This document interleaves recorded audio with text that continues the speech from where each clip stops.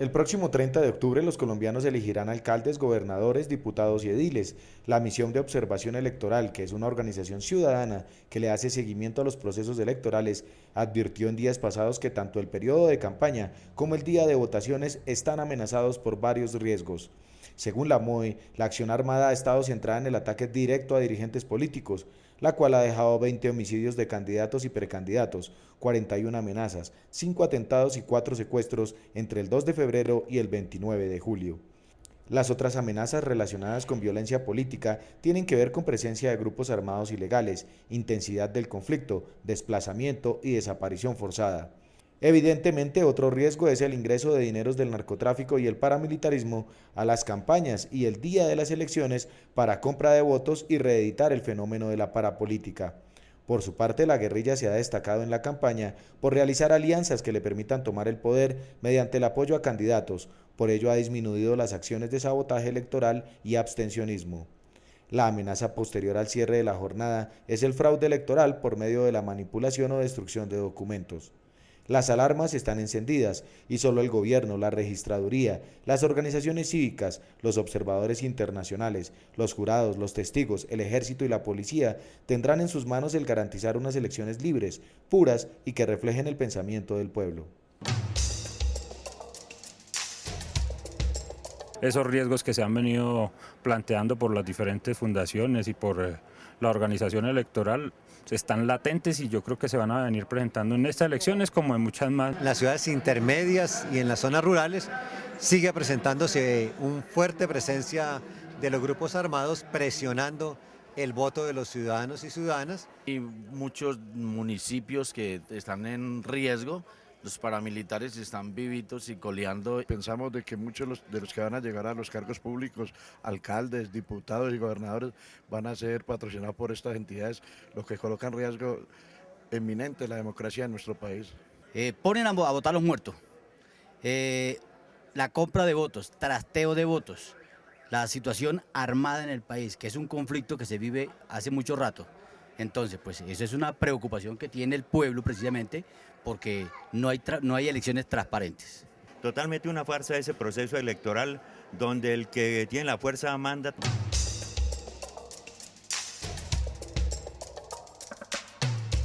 Muy buenas noches, bienvenidos a Contrastes, porque la realidad tiene diferentes miradas. Este es un espacio concebido por la Federación Colombiana de Educadores para que usted en la tranquilidad de su hogar construya opinión.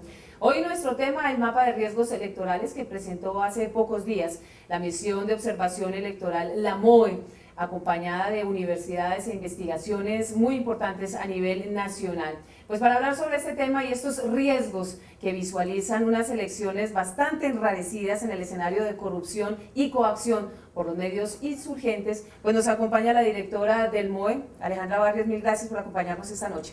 Muchísimas gracias por la invitación y a todos los ciudadanos que nos están viendo, muchas gracias por acompañarnos. También está con nosotros el investigador y docente de la Universidad del Rosario, Jan Buset. Mil gracias también por acompañarnos. Gracias, Omeira.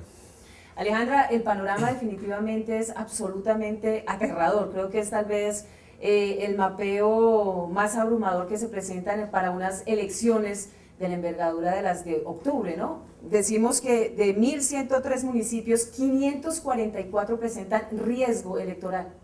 Sí, lamentablemente para estas elecciones uno de los riesgos, una de las malas noticias es que los riesgos por factores indicativos de posible fraude electoral se incrementaron frente a las elecciones del 2007, que es con la que uno inmediatamente compara. En el 2007 teníamos 328 municipios. En este proceso electoral, como lo señalas, 544 municipios, pero también frente a eso hay la posibilidad de mejorar el proceso electoral, y es que sobre esos 544 municipios hay una responsabilidad muy fuerte en el trabajo de los partidos políticos y autoridades electorales. Es decir, es a partir de la legalidad que podemos aminorar el riesgo. Jan trabajó en la variable de la participación, que tal vez es lo que más llama la atención en este mapeo. ¿Cómo se evalúa el tema de la participación cuando hablamos que el índice de corrupción frente al mapeo que hace la MOE es altísimo? Sí, precisamente es uno de los factores que más aumentan en estas elecciones, el problema de la participación atípica, es decir, cuando tenemos municipios que tienen una participación muy baja con respecto al promedio nacional o muy alta, lo que puede indicar que aquí hay unas coacciones de algunos actores de pronto interesados en intervenir en las elecciones para viciar de pronto los resultados. Y pues entonces eso es lo que hemos calculado y es precisamente el riesgo que más aumento. Alejandra, la presión está por los grupos insurgentes, los grupos violentos que tradicionalmente han venido afectando las contiendas electorales, ¿o es la corrupción, este mal que ya ha tocado todos los escenarios políticos en nuestro país? Pues mira, la buena noticia en este ejercicio de los mapas de riesgo electoral es que disminuyen los factores que pueden afectar el proceso electoral en términos de violencia. En el 2007 estábamos hablando de 576 municipios, para estas elecciones hablamos de 447 municipios, es decir, una disminución del 22%. ¿De qué grupos estamos hablando? Hasta las elecciones, hasta las últimas elecciones, un poco inclusive el año pasado se podía hablar de la parapolítica, sí. Había todavía esa discusión frente qué tanto los paras influían en la política, etcétera. En estas elecciones son diferentes sí los conductores. En el Valle del Cauca y todo el andén del Pacífico estamos hablando de una presencia muy fuerte de los rastrojos. En lo que es el suroriente del país hablamos de una presencia del ERPAC, en una región del Valle de los Comba, pero además está el tema de narcotráfico y de las guerrillas, es decir, en este proceso electoral se ha atomizado aquellos actores que pueden generar riesgo por violencia en las elecciones, y eso hace que cada una de las regiones tenga que verse de manera detallada y de manera específica. La depuración por parte de los partidos.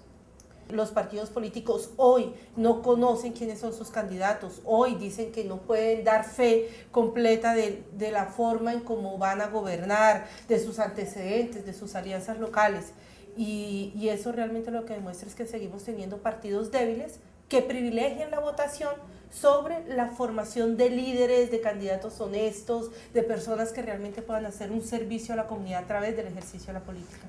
Retomando lo que decía Alejandra, digamos que el problema no es tanto de depurar al nivel legal, digamos, de candidatos que tienen problemas, líos judiciales. La reacción de los jefes de los partidos en Bogotá está absolutamente clara en el sentido de que ellos pues esperan que haya comprobación judicial de los cuestionamientos a un candidato. Y eso no es el papel de un partido. Un partido también tiene una responsabilidad política, más allá de la responsabilidad judicial. Yo creo que es y ética, claramente. Es decir, los partidos tienen que depurar sus listas de candidatos cuestionados, aunque, digamos, no haya pruebas judiciales de estos cuestionamientos. Alejandra, ustedes presentan 7 corredores de riesgo electoral. Hay uno que es muy interesante y es el que está en toda la frontera con Venezuela, que es tal vez el corredor nuevo que aparece en este mapeo.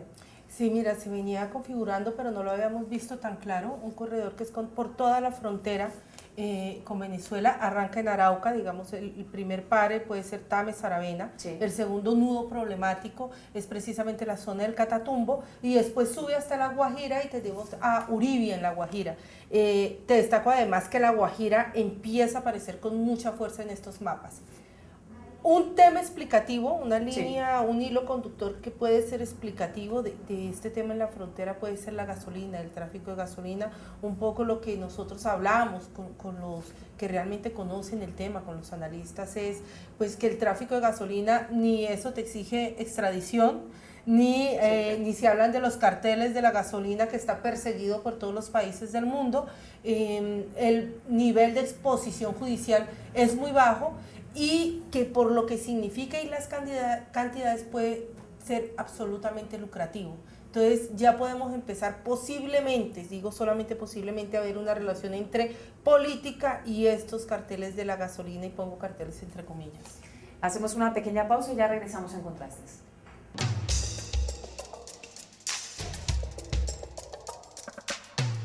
Radio Revista Encuentro. Programa institucional de PECODE. Encuentro. Sindicalismo, arte, cultura, actualidad, tecnología, pedagogía, educación. Encuentro. Las expresiones de vida con que se construye Colombia tienen un punto semanal de encuentro. Todos los sábados a las 7:30 de la mañana por Colmundo Radio.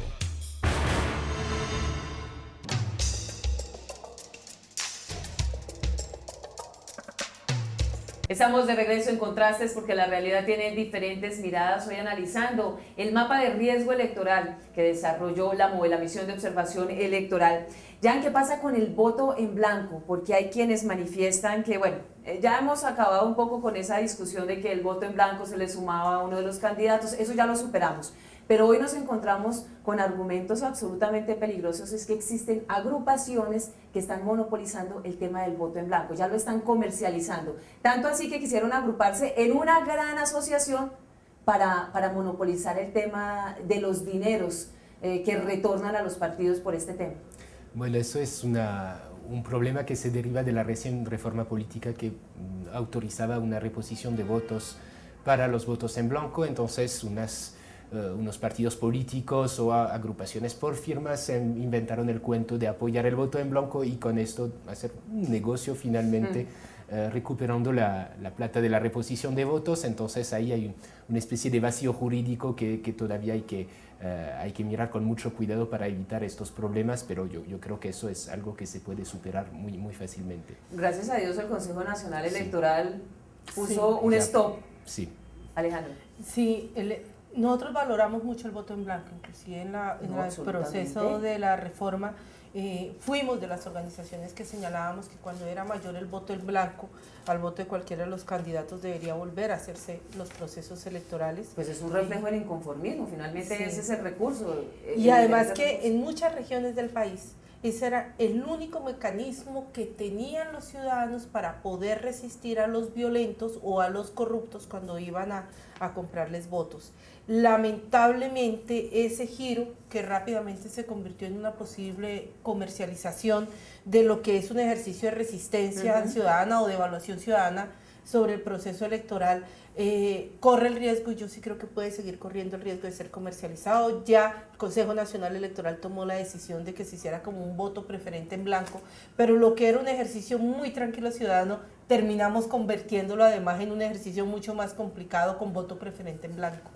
Se ha aumentado el 60% en el tema de las persecuciones, homicidios, asesinatos a los candidatos para las elecciones de octubre. Eso también marca definitivamente la diferencia para las elecciones del próximo mes. Es lamentable que precisamente uno de los factores que no ha permitido que el tema de violencia en el proceso electoral disminuya es precisamente el de violencia política.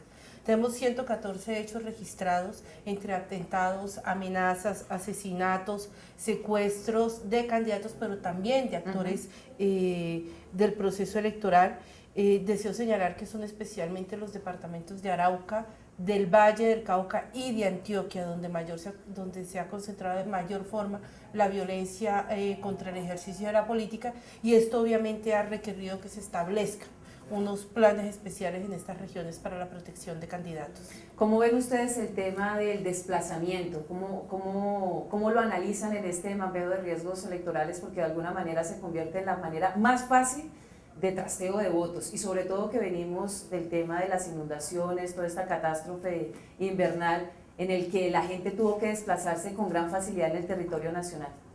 Pues mira, CODES hizo un ejercicio creo que muy importante en lo que tiene que ver con desplazamiento individual y desplazamientos masivos. Se identificaron una serie de municipios que de manera reiterada, un año antes del proceso electoral, se empiezan a observar desplazamientos forzados, pero a esto se sumó a principios de este año la alerta sobre la ola invernal, la que había pasado a finales del año pasado, que implicó que muchos ciudadanos tuvieran que moverse de la residencia, y ahora viene la segunda alerta, es decir, se anuncia por el IDEAN que estamos empezando la segunda ola invernal, y esto puede volver a generar movilización de ciudadanos, y como ya pasaron las inscripciones, puede traducirse sencillamente en que al movilizarse estos ciudadanos, al desplazarse, de facto pierden sus derechos políticos porque no pueden votar en el sitio donde tienen inscrita su cédula. ¿Es una garantía el uso del voto electrónico, que es el que quiere establecer el gobierno nacional para estas elecciones de octubre?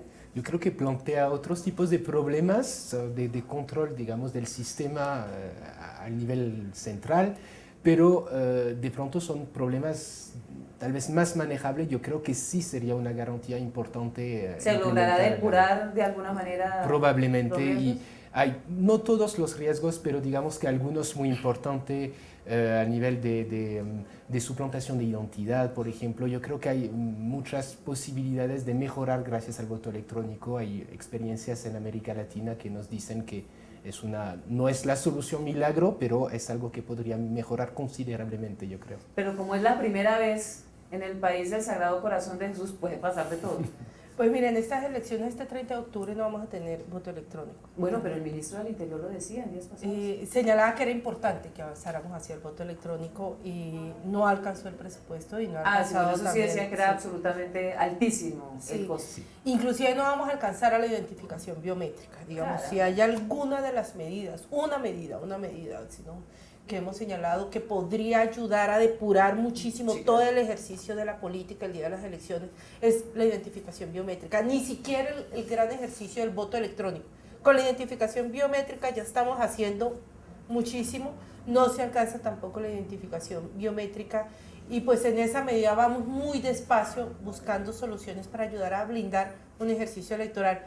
Pero también deseo señalar que las nuevas tecnologías, si bien ayudan, no reemplazan aquello que es fundamental, que es la formación de los ciudadanos, la cultura democrática, la información sobre el proceso electoral. No podemos tratar a través de la tecnología suplantar toda esa cantidad de vacíos que en términos de democracia no hemos construido.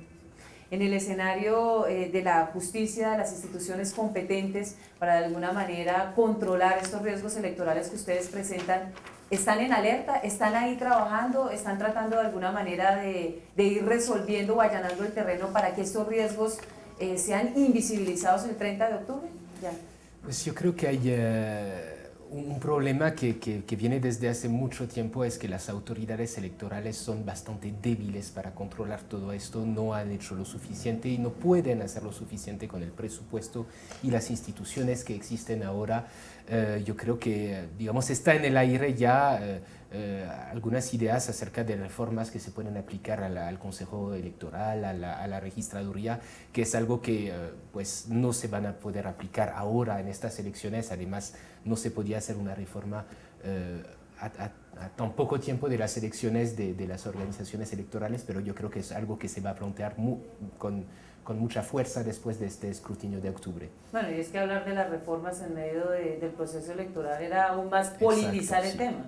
No, sí, ya tuvimos además la experiencia, es decir, hasta hace 2 meses, inclusive todos los partidos políticos, los candidatos, la misma misión de observación electoral, cuando entró a regir la ley estatutaria, no teníamos claro cuáles eran las reglas de juego y estábamos a 5 o 6 meses de elecciones. Es decir, hacer modificaciones legislativas, como lo señala Jan en pleno proceso electoral, no es conducente, pero creo que aquí estamos teniendo lecciones aprendidas muy importantes sobre esos temas donde hay vacíos y donde necesitamos fortalecer el sistema electoral en sí, es decir, no solamente la Registraduría, Consejo Nacional Electoral, sino el papel de la Fiscalía, que en los últimos procesos electorales esperamos que este no ha sido muy por debajo de lo esperado, casi rayando con lo lamentable. El tema de la inscripción de candidatos por firmas sí que ha hecho atípico este proceso electoral. Hablemos un poco de lo que sucedió en Cali, donde ya claramente estaba establecido el valor de la alcaldía, hablaban de 2.000 millones de pesos y bueno, otros dineros ahí por debajo de la mesa. La cosa todavía no se ha aclarado. No, lo del Valle, y yo creo que eso es lo importante ver en Colombia, aquí no hacen los problemas políticos, ¡puf!, como un honguito. Sí. Lo del Valle del Cauca se venía viendo desde el año pasado, es decir, desde el año pasado cuando fuimos a elecciones, veíamos que se estaba complicando y ya en este proceso electoral creo que esa olla a presión no aguantaba un hervor más. Es muy delicado lo que está pasando en el Valle del Cauca. Yo sí creo que a estas alturas del debate la registraduría tiene que mirar muy seriamente sus procesos por dentro, muy seriamente calidad de funcionarios, no solamente delegados en el Valle del Cauca, sino también desde el nivel nacional, cuáles son esas relaciones, y hay que seguir mirando también el tema de la relación política-narcotráfico en el Valle del Cauca, en el municipio de Yumbo, en el centro del Valle y obviamente en Buenaventura. La injerencia del señor Martínez Sinisterra parece que sigue siendo muy fuerte en ese departamento y a nosotros nos preocupa muchísimo que precisamente para el fin de semana de elecciones o el fin de semana anterior este señor vuelva a tener permiso. Eso sería nefasto a todo lo que le ha pasado al Valle del Cauca en estas elecciones además este señor por fuera ya sería pues la cereza en el pastel. ¿La realidad supera la ficción en nuestro país? No, eso sí, así. Lo del Valle del Cauca es absolutamente increíble, es decir, eso sí, ni el mejor novelista hubiera encontrado un guión que a veces raya con lo absurdo por lo que está pasando en un departamento, todo anunciado y todo pasa. Hacemos una pausita y ya regresamos.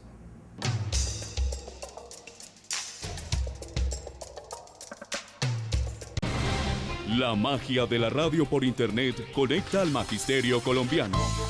Escucha nuestro programa Encuentro a través de la página www.fecode.edu.co. Voces de actualidad, temas de interés, opiniones y música. Haz clic sobre el icono Radio Fecode y accede al sonido de la educación colombiana.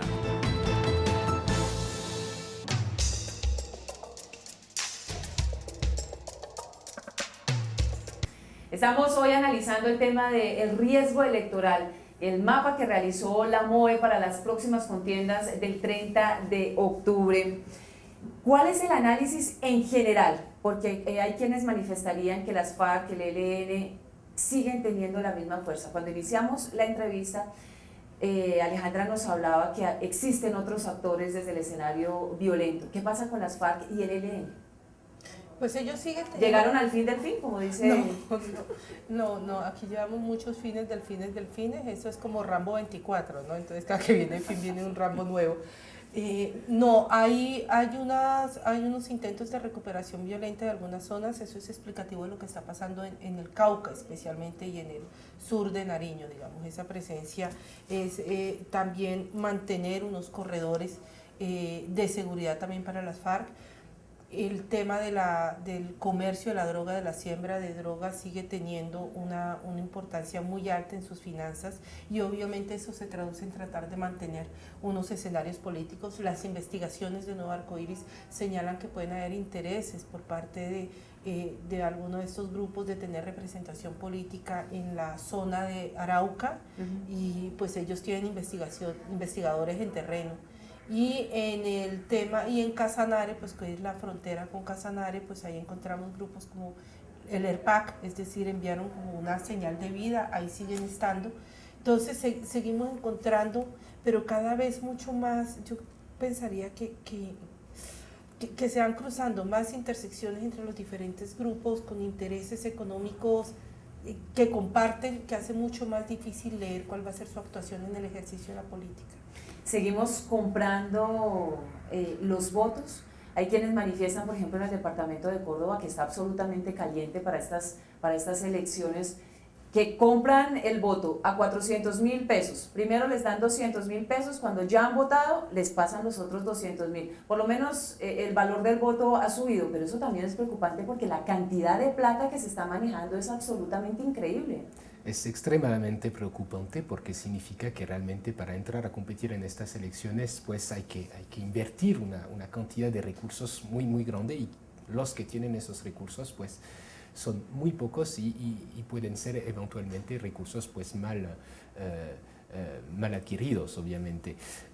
Entonces es muy preocupante y digamos que se puede observar en los mapas de riesgos a partir de una variable en particular, tal vez que es la falta de competitividad electoral en muchísimos municipios donde tenemos un candidato que tiene una cantidad, un porcentaje muy importante de los votos, no sé, unos 80, 90%, sí. Lo que parece indicar ahí que hubo este tipo de inversiones en plata para comprar votos. Rápidamente expliquémosle a nuestros televidentes qué significa esa variable, la competitividad.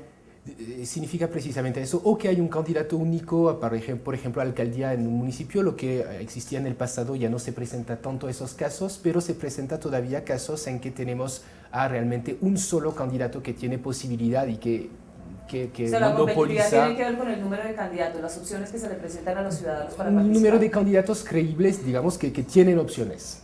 ¿Sí? Okay. Los invito a ustedes y a nuestros televidentes a ver y escuchar nuestro editorial.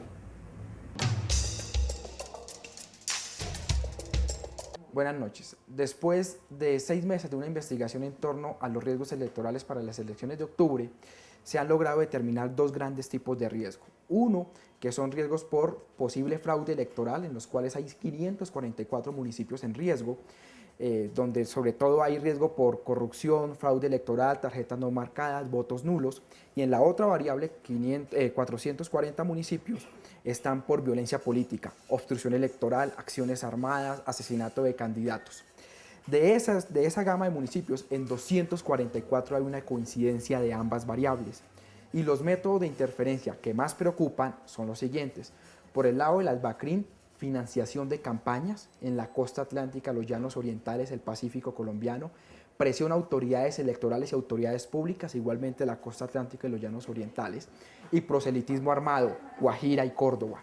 Por el lado de las guerrillas sigue habiendo una intención de obstruir comicios electorales, pero esta vez en menor medida. Hay departamentos donde incluso están apoyando candidatos como en Arauca o incluso en Caquetá. En total lo que nosotros hemos encontrado es que las próximas elecciones de octubre ya a este momento son las más violentas que tiene el país. 27 candidatos han sido asesinados, que es 60% más que lo que había para la misma fecha en los comicios de 2007. Y otro de los factores fundamentales es que los partidos políticos no quisieron depurar candidatos. Hay partidos como el mío, Afrodíes y PIN, que siguen avalando candidatos muy cuestionados. Y grandes partidos como la U y los conservadores no depuraron sus listas.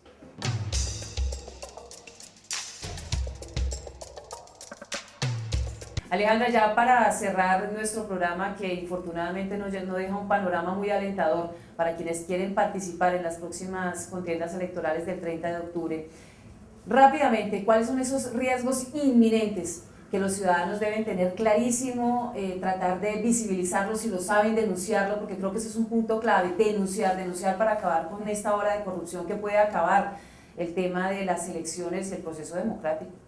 Pues mira, lo primero, en www.pilasconelvoto.com invitamos a todos los ciudadanos que durante este proceso de campaña, en aquellos lanzamientos de campaña, reuniones de las campañas, donde ustedes vean que hay grupos, que se está moviendo mucho licor, que hay excesiva cantidad de buses, camisetas, globos, rifa de planchas, la nevera, el nevecón, tomen fotos, tomen videos, envíenlo a www.pilasconelvoto.com. En segundo lugar, miren no solamente el candidato, sino el partido que lo avaló.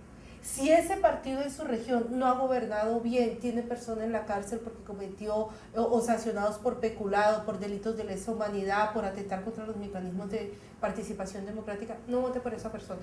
No vote porque tiene un partido que ya está cuestionado. Y en tercer lugar, si usted no sabe de dónde vienen los recursos de su candidato, pregúntele. Si el candidato no le dice, no vote por ese señor. Muy seguramente esos recursos vienen manchados de sangre. Solamente cuando los candidatos recuenten de dónde vienen sus recursos, vote por él, considérelo como dentro de las opciones de votar. Esas serían las tres temas para mirar. Ya, pero definitivamente hay que invitar a la gente a participar, porque si no se participa en este proceso electoral, pues se resquebraja básicamente la participación y el principio mismo de la democracia. Totalmente, obviamente las elecciones son la base de la democracia, hay que participar, es muy importante, pero hay que participar con conciencia, informándose muy bien. Hay entonces un trabajo muy extenso de la MOE y de muchas otras organizaciones, de los medios de comunicación que desde las elecciones pasadas hacen un trabajo cada vez más fuerte, cada vez más importante. Entonces es muy importante que los electores se informen muy bien acerca de sus candidatos y, como dijo Alejandra, de los partidos. Esto es muy importante.